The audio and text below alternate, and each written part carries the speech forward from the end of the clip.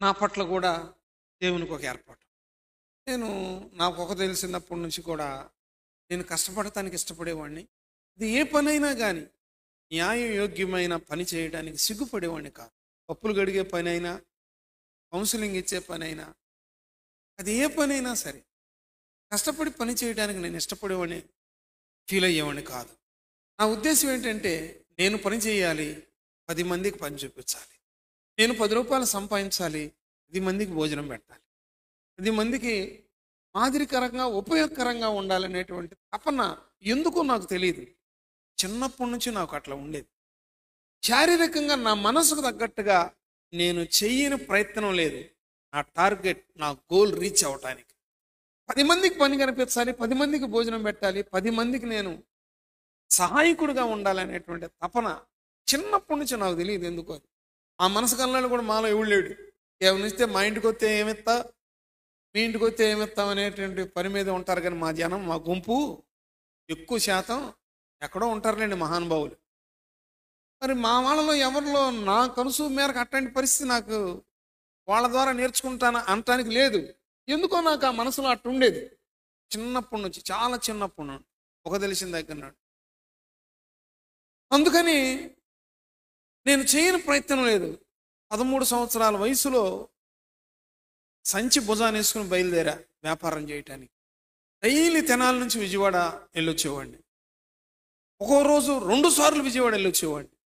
Season బాయ్గా start చేశాను వ్యాపార జీవితాన్ని. సో అట్లా ఏమన్నా ఇంకోళ్ళకి ఏమైనా ఉపయోగకరంగా ఉంటుందేమో, అది కొంతవరకే సక్సెస్ అయింది. ఆ తర్వాత వ్యవసాయం ప్రారంభించాను.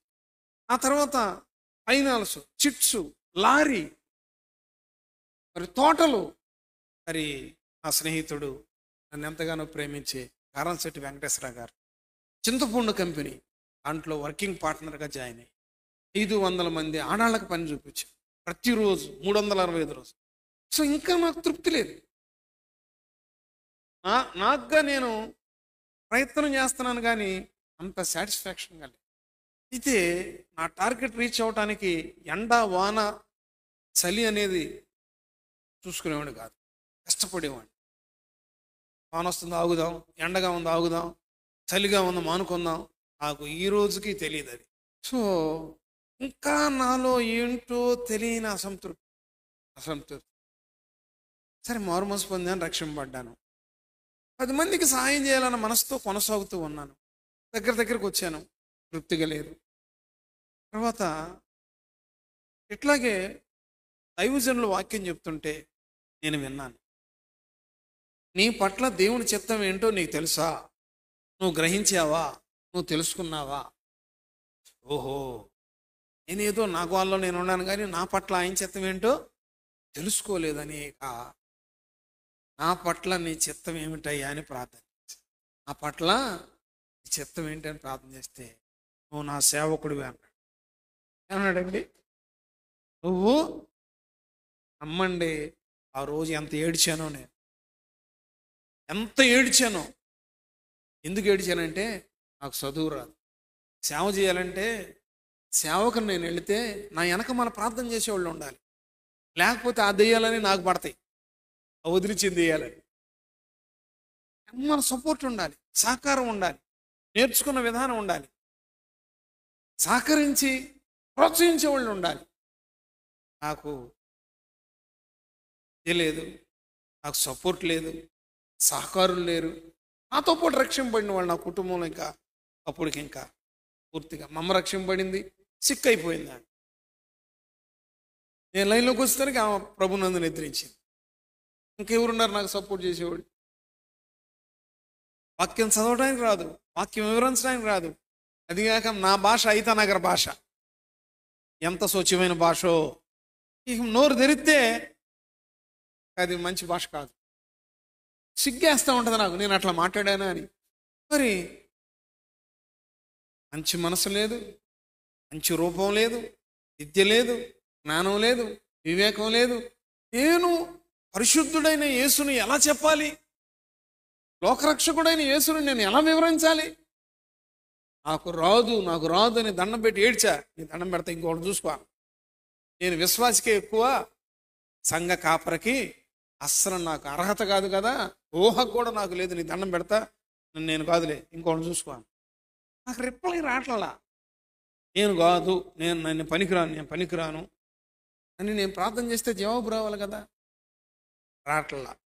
జవాబు రావట్లేదని మళ్ళీ నేనేం ప్రార్థన చేశానంటే, నేను ఎందుకు రాను అంటున్నానంటే, నేను ఎందుకు చేయను అంటున్నానంటే, నాకు తెలియదు, నాకు రాదు, అందుకని నేను చేయను అంటున్నా. అప్పుడు వచ్చింది రిప్లై, సమాధానం, నేను నీకు నేర్పుతా, నేను నీకు. అందరూ నుండి ప్రార్థన చేయి, చూసుకుంటా. దేవుని దీవెనలతో, దేవుని వాగ్దానముతో, దేవుని కృపతో పరిచర్య ప్రారంభించిన నాట నుండి నేను ప్రార్థన చేస్తే, దేవుడు కార్యం చేస్తే, వాళ్ళ కుటుంబాల్లో సంతోషం సమృద్ధి ఉంటే, వాళ్ళు వచ్చి సాక్ష్యం చెబుతుంటే నా మనసు నిండా సంతోషం, నాకు తృప్తిగా ఉంది. భోజనం పెడితే 12 గంటలే తృప్తి, ఆశ్రయం ఇస్తే కొన్ని దినాలే సంతోషం. కానీ నా దేవుని దీవెన తరాలకు ఆ కుటుంబం మీద ఉంటుంది. ప్రభు బలనిస్తుంటే దాని భావం నాకు అర్థమైనప్పుడు, ఇది ప్రభు శరీరము, ఇది ప్రభు రక్తము. ఎవడు నా యందు ఉంటాడో, నేను ఎవని యందు ఉంటానో, ఏమండి, ఆయనలో మనం ఉంటే, మనలో ఆయన ఉంటే బహుగా ఫలిస్తారు. బహుగా. నా మనసు ఏంటి? మీకు ఉపాధి కల్పించాలి. నా మనసు ఏంటి? మీకు పోషణకర్తగా ఉండాలి. దానికి మించి దేవుడు మిమ్మల్ని దీవిస్తున్నాడు, నమ్మండి. దేవుడు పనిచ్చాడు కదా. ఇప్పుడు బల్లెస్తుంటే, వాక్యం చెప్తుంటే, ప్రార్థన చేస్తుంటే, బల్లెస్తుంటే మీకు దీవెన. ఎన్ని నెలలు మీరు పాలిభాగస్తులైతే, ఎన్ని దినాలు ఆయన సన్నిధిలో మీరు వాక్యం విని ప్రార్థన చేసుకుంటే అంతగా మీరు దీవించబడతారు. నాకు ఆ వరం ఇచ్చాడు.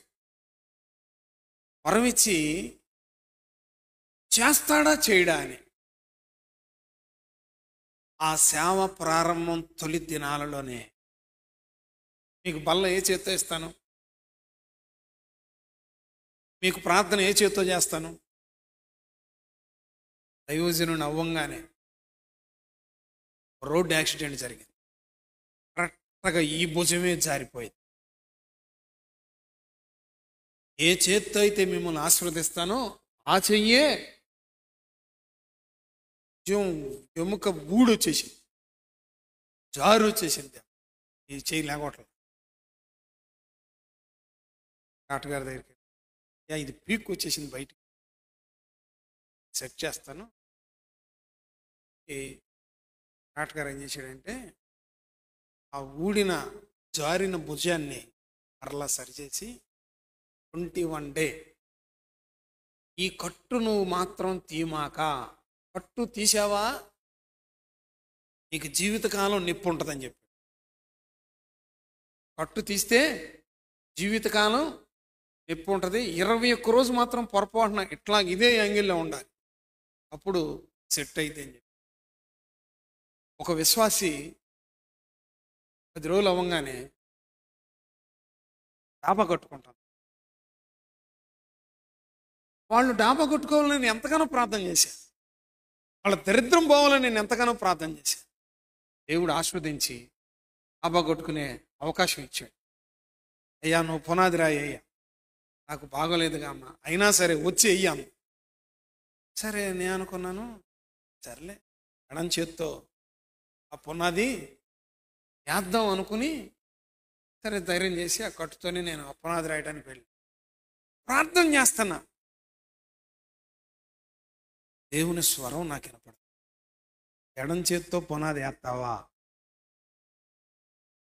అట్లా ఎడం చేత్తో పునాది వేస్తావా, పునాది రాయి పెడతావా? 10 రోజులప్పటికి సరే నేను ప్రార్థన ముగించాను. ఆ రాళ్ళన్నీ సిద్ధపరిచారు. కట్టోడ తీసేసి, కట్టు తీసేసి, అయ్యో తీమాకడు తీసేసి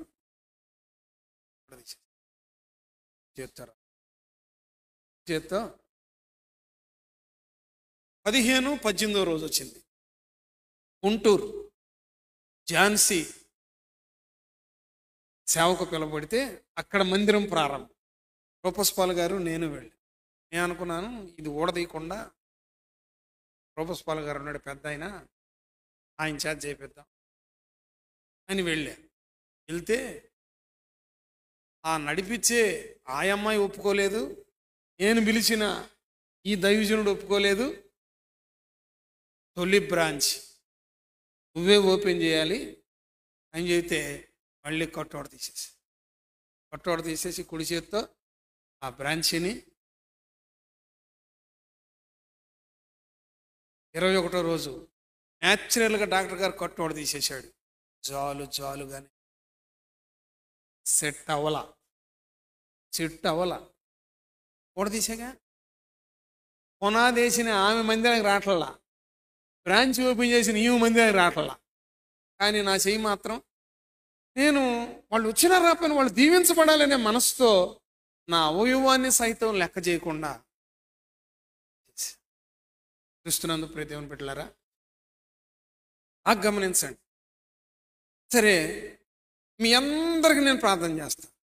నాకు బహుగా నొప్పి పడుతుంది, అయినా ఏనాడన్నా నేను మీకు చెయ్యను అన్నానా?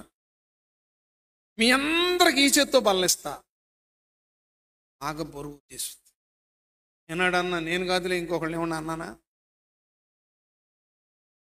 ఏంటి, నేను నీకు పని అప్పచెప్పా, నీ అవయవం సహకరించట్లా, చేస్తావా చెయ్యవా? అవులయ్యా, దెబ్బలు ఎందుకు తిన్నాడు? ఆ బాధ ఓర్చుకుంటేనే ఆత్మ రక్షింపబడదు. ఆ బాధ తట్టుకుంటేనే ఇంకో సంఘం కట్టబడుద్ది. ఆ బాధని దిగమింగితేనే దేవుడు నీ ముందుంటాడు. స్టిల్ ఈ రోజుకి ఇది తేడానే, ఇది బలహీనమైనదే, కానీ దినదినము నా దేవుడు దీన్ని బలపరుస్తున్నాడు.